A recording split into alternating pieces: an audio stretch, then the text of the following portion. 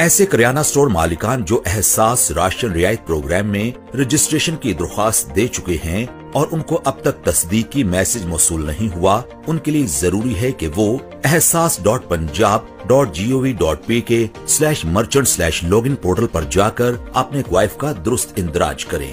Portal پر جا کر password رکھیں کے بٹن پر کلک کریں۔ یہاں آپ نے شناختی کارڈ نمبر درج کرنا ہے اور آپ کا شناختی کارڈ نمبر وہی درج ہونا چاہیے جس سے آپ نے کریانہ سٹور کی رجسٹریشن کے لیے درخواست دی تھی۔ پاسورڈ بھیجیں پر کلک کرتے ہی آپ کے موبائل پر OTP پاسورڈ موصول ہوگا۔